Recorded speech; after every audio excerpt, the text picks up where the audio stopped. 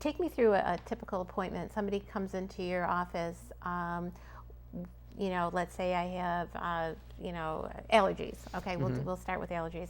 What do you do? I mean, what do you do versus the Western doctor? I mean, I know what they do, and probably most of the listening audience knows. How is your methods different from? Well, in a lot of ways they're similar, and there are some big differences. First of all, an initial appointment with me will last at least 90 minutes.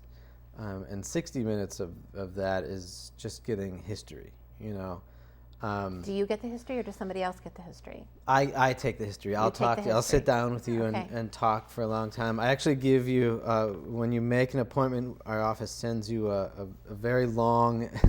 Probably hate to get it, right? Yeah, very long health history form with lots of questions.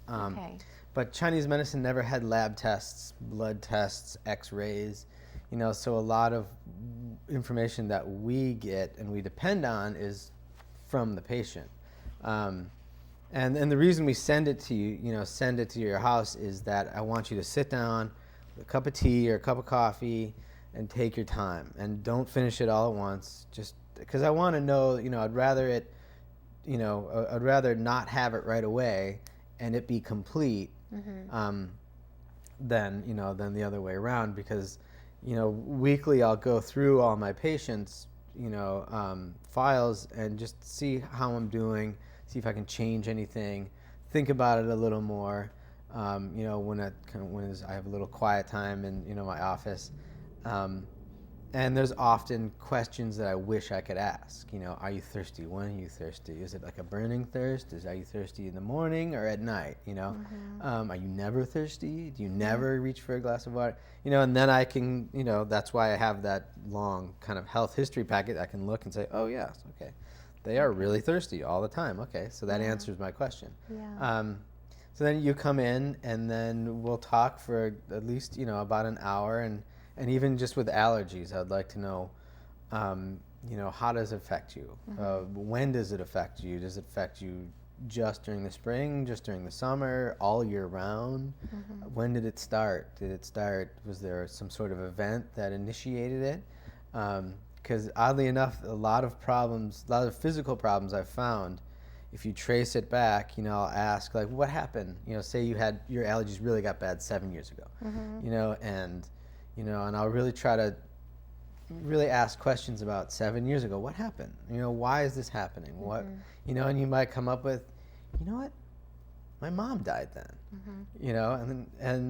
and so for us, that starts a whole other, direction. Yeah, because we believe that the physical and the emotional are interrelated and cannot be divided.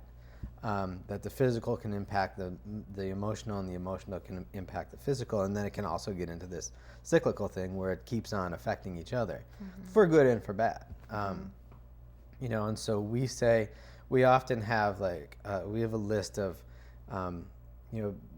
organ systems are associated with certain processes in the body. So we say, the lungs are associated with grief. So if you're ever grief-stricken, a lot of times people describe it as like, this crushing, feeling in their chest, and they can feel it right here, like, and we say that's felt in the lungs, and the lungs are also in charge of your immunity.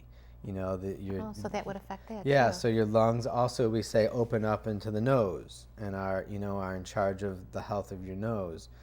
This is all the theory part, and we take that theory and then we put it into action with different treatment strategies. So we say, oh, very interesting.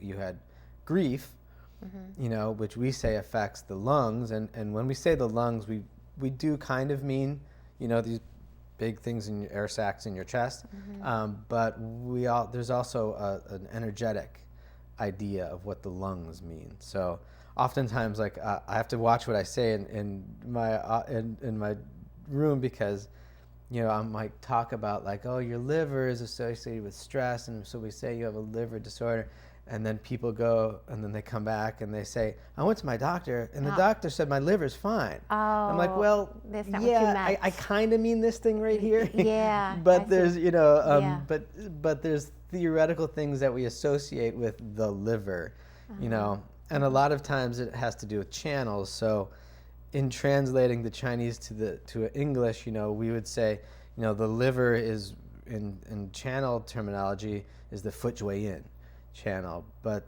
that doesn't really tell too many people anything. It doesn't mean anything. So when it was translated, it was the Fut Jue Yin channel actually goes closest to the liver, and if you use that channel, you can affect the liver if you need to.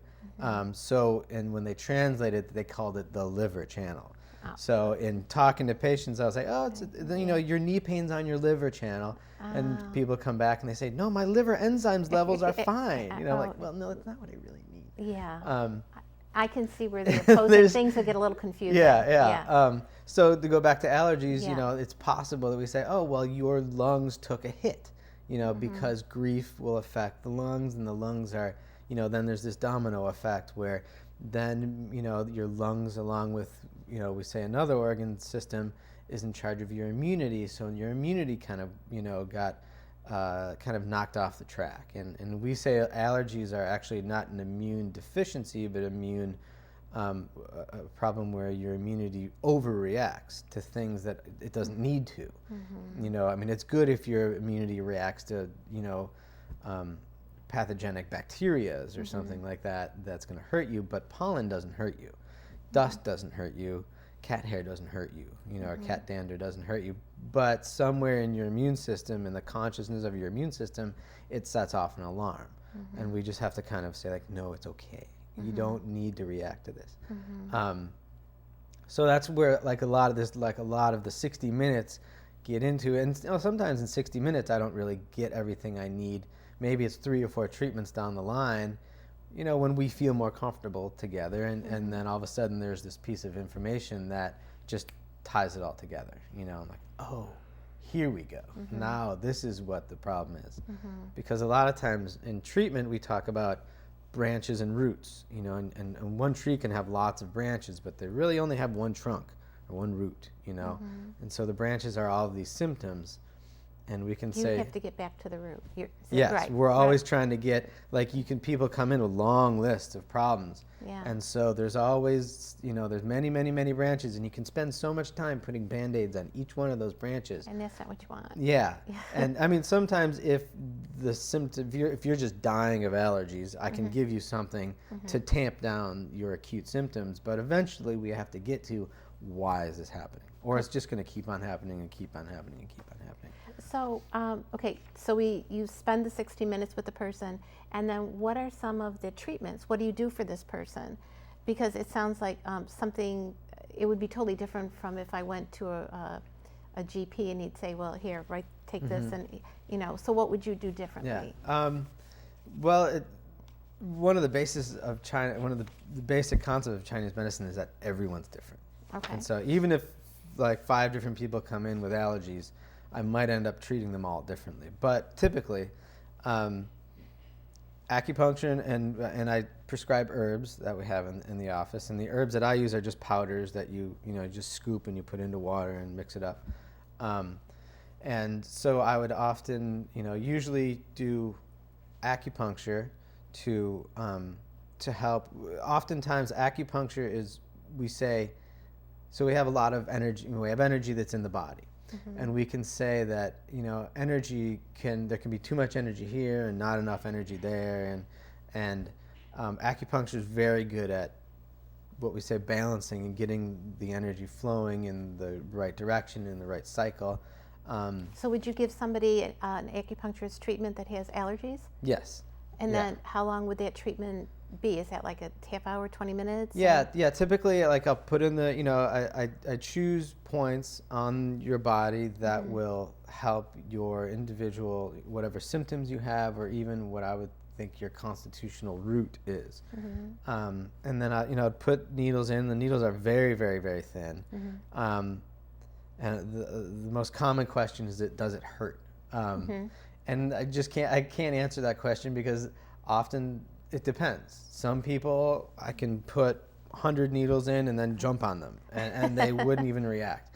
Other people are more sensitive, and I have to adjust my treatment to that, because obviously if you're very sensitive to it, I'm going to really make a point of being efficient with my treatments. So I'd give you acupuncture, and you would lie on the table and just relax, turn the lights off, and Relax, I'm going to poke you, right? Yeah. After that, after then you can relax after I leave the room.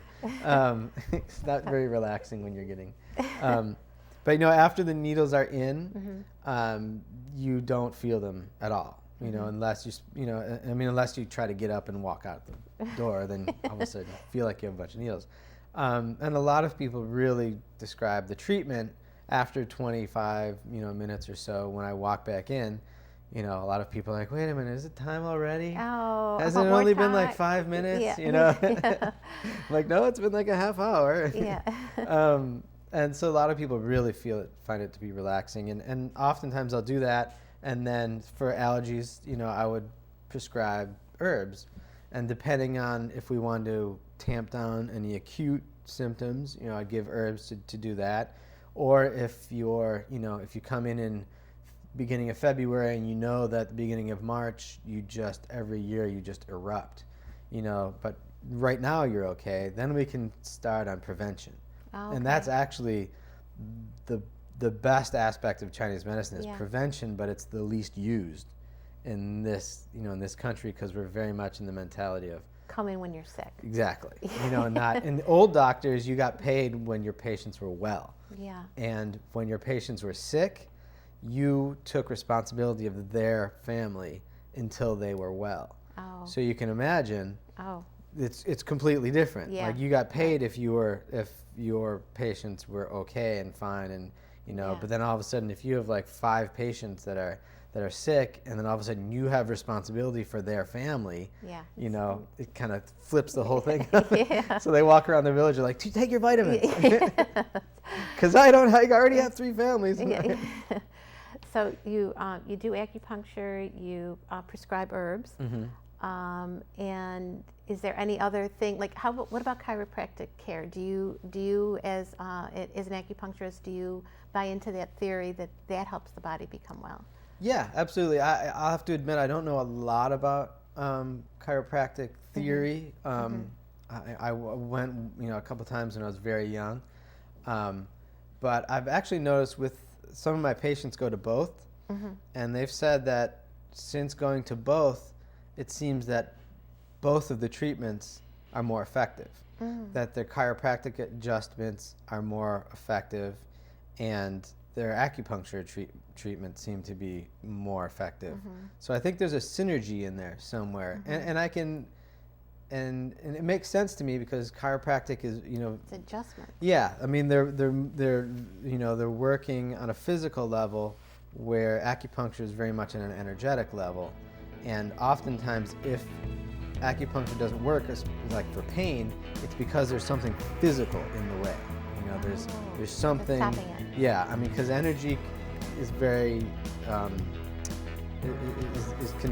really finds the root of, like water, like the root of least resistance, but it can also get blocked. So especially in the spine, where there's so many things going on, vertebrae, spinal, nerve roots coming out, all sorts of muscles getting tied into it.